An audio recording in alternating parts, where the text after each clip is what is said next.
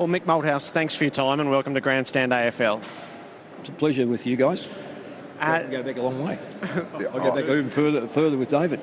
Long way with David, actually. We brought David down into his old work environment, your current work environment. And match night, when you walk to the MCG, you know it's going to be a maelstrom outside, but this is your office in a way. Is this the part that hasn't changed over the decades? That's a very good question. Everything changes, but nothing changes. It's still boys that want to come in here and play football. I'm pretty broad in my tram tracks, as I call them. I let them bounce off either side. And what they do in here, so long as it doesn't disrupt others, and some want to kick into the net, some want to sit there, listen to music, some want to do whatever they want to do, so long as it doesn't disrupt other people. We let them sit within those tram tracks, as we do on the playing field, as we do on the at the club, as we do in life. You've got to have some perimeters, but nonetheless, you've got to let them be what they want to be too. And you? Meetings, rituals, formalities, would it be pretty similar down the years? Pretty much. I get a bit involved, and I love to have a kick of the footy, believe it or not, and that's why the shoes I changed my shoes because I've wrecked these. So I have a kick, and I find out who wants to kick with the coach, who doesn't, and who actually is steady with the kick as opposed to trying to break my fingers. And so we clear the room out a little bit, but it just settles. I think it settles the players' nerves. It's not overly intense, so therefore you don't need to put your business face on with an hour and a half, 2 hours to go. I think it's so important that you relax. It's my way of relaxing, and I think the players get a little bit of a kick out of me dropping and we're getting hit with the ball. And then is there a moment where the adrenaline still kicks in for you? I've said before, and I say he's preaching it, not doing it, it's not a tap. And if you haven't felt some pangs of not anxiety so much, but tension and wanting to be there, it's a good stimuli. It's not one of these ones where you want to balk at it. It's something that you want. Sometimes it starts early, sometimes it starts midway, but you know yourself whether you're switched on. Sometimes as a coach you might have to invent it because you may be on the back of 10 in a row or 11 in a row, and you think, this is, and we've got the bottom side. Well, it's hard to generate. But as a player, you're judged every week. And when you're in a position of 2 and 4, you're judged severely every week. So, we know that our player group have got to be performing. So, it's as I say, you try to turn the tap on today, you're going to play a poor game.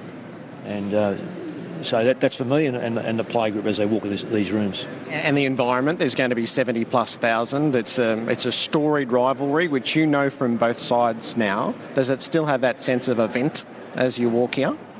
Oh, it's an event for the public. I've never really got caught up in it.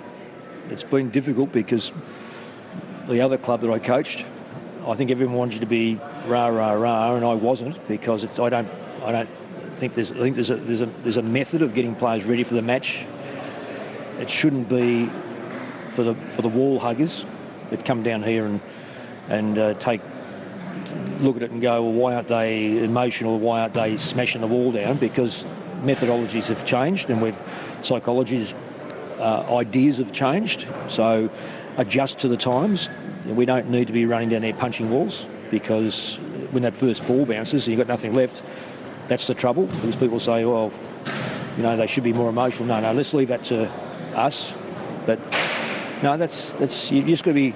So they're the little bits and pieces that have changed perhaps in the game, that we take more stock of not what other coaches used to do, the Alan Killigrews that then produced the Alan Jeans that then produced the Michael Malthouses, and you think, you just got to take a deep breath and go, no, hang on, let's get what's right, not what sometimes in the past was good, but not necessarily works today. Does it have an air of familiarity to it, David? It does. I'm interested because, Michael, you live close by to the MCG. This is our mecca. You actually would have walked here tonight. Am I right in saying that? No, because I walked here, David. I made a photo mistake a couple of years ago by walking here, and the gates weren't open, so I stood in the queue, got a lot of advice about coaching. Lovely advice, fantastic advice, but I had to wait in queue to get in the ground. So I thought, best to get picked up, even though it's probably 2 of your drop kicks away, even today. No, not mine. But then your routine. You were here. I think I saw you walk in at 5:30, and that's 2.5. And so can you talk through the people the routine for you from the time you arrive at 5:30 until the time that you actually take your spot in the box? There are subtle changes. These are subtle changes. We now get the team an hour and a half before the game. So I don't have my meeting now until that side comes through. So in the interim, I'm just making sure that players are relaxed. Anything I may have thought of, if I haven't slept the night before, I'm really worried. I slept well last night.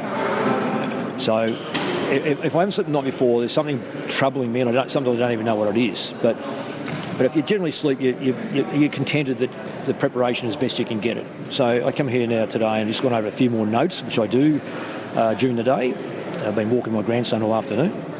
But for a couple of hours morning and a couple of hours pre-match, I start to just little things that yep, okay, that cements what I thought there. So I need to let that player know. And I've told a player a slight variation of his game tonight, and he's all over it, which is good because it's no use hitting him 5 minutes to go. He's got 2 hours now it's a subtle change. I would never change anything dramatically because I think the highs and lows of emotions pre-match has got to be kept to a minimum. So they're the bits and pieces. And then I lead on to have a kick, do the meeting, see what other players want to have another kick for the football, maybe my nerves.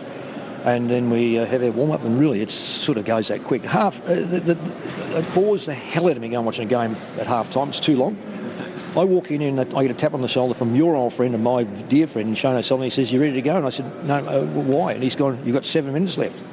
I go, "Where's the other 13 gone?" You know, it's just unbelievable how, that at half-time. Well, I do. What's interesting to me, I wasn't so good at it, but you said you've already, whatever time we are now, got to 8 players, a bit of a tweak. Would you get to the 22 by the time... 22 and pat him on the head. Okay. Shake their hand. That's what I mean. You would have made some actual contact, verbal or touch. I will go to every player and ask him, what I ask every player is, are you okay with everything? Do you need any assistance? Are you right? Yep. And if there's a milestone, you pump. You're going across and see him. If it's the first game, you pump him up. If you, I'll make sure that I see every player. Oh, you have to. I mean, you've just got to do that. We have to let you get to your routine, but you were both talking about Tom Hafey, and you wanted to express a wish here. Yeah, I don't know if Tommy does the ABC. I'm pretty sure he does, and. I visited him during the week or yesterday, and Tommy, I know the bloke in front of me has got great feel for you in David Parker and myself, of course. He gave me an opportunity at Richmond that I didn't expect, and we just wish him all the best, and particularly him and Maureen. They had the milk bar local to me as a kid growing up, and that was our haven where we all went as kids and had our milkshakes, etc. And I've had that ongoing friendship with them both. And Tom, if he is listening, we wish him well. Mick, good luck for the night. Appreciate it. Okay, thanks, Les.